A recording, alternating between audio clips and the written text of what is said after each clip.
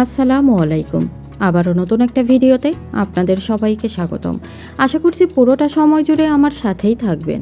মহরম মাস কেবল একটি মাস নয়, বরং ইসলামের একটি জীবন্ত অধ্যায়, যেখানে বিষাদ, সংগ্রাম ও আধ্যাত্মিকতার মিশ্রণ রয়েছে। কেবল 10ই মহরম নয়, এই মাস জুড়ে ঘটেছে ইতিহাসের অবিস্মরণীয় ও ব্যথাতুর নানা ঘটনা। আমরা কয়েকটি উল্লেখ করছি।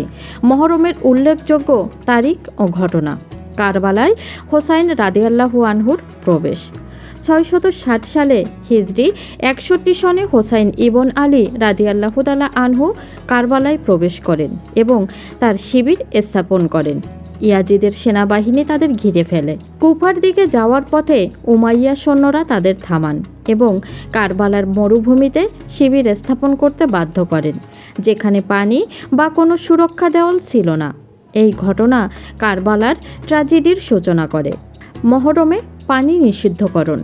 660 সালে হিজরি 61 সনে ইয়াজিদের নির্দেশে হোসাইন রাদিয়াল্লাহু তাআলা আনহুর শিবিরের জন্য পানি সরবরাহ বন্ধ করে দেওয়া হয়।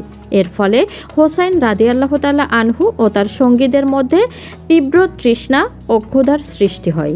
জয়নুল আবিদিন রাদিয়াল্লাহু তাআলা আনহুর মৃত্যু। 95 হিজরির এই দিনে ইমাম জয়নুল আবিদিন রাদিয়াল্লাহু তাআলা আনহু মৃত্যু।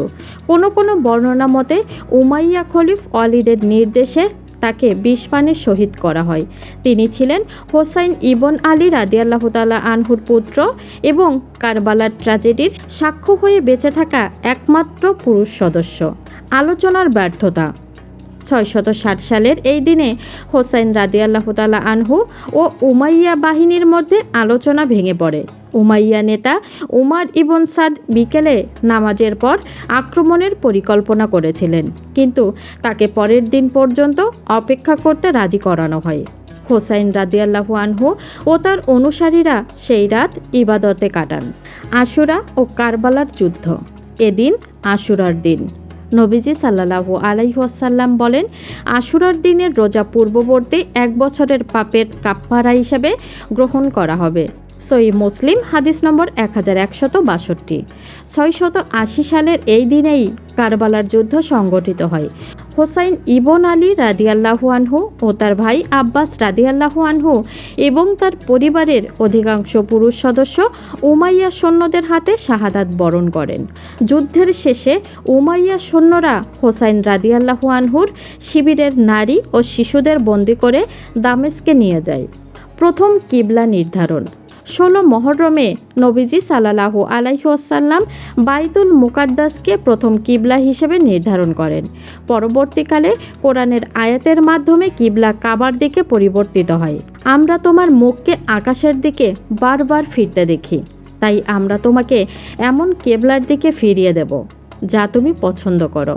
সূরা বাকারা আয়াত 144। হস্তির ঘটনা। 570 খ্রিস্টাব্দের এই দিনে মক্কায় হাতিওয়ালাদের আগমন ঘটে, যা কোরআনে সূরা ফিলে উল্লেখিত হয়েছে। তুমি কি দেখনি তোমার রব হাতিওয়ালাদের সঙ্গে কি করেছেন? হযরত বেলাল রাদিয়াল্লাহু আনহুর ইন্তেকাল। 17 বা 18 হিজরির এই দিন ইসলামের প্রথম মুয়াজ্জিন বেলাল রাদিয়াল্লাহু আনহু ইন্তেকাল করেন। তার আজানের আহ্বান ইসলামের ইতিহাসে চিরস্মরণীয়।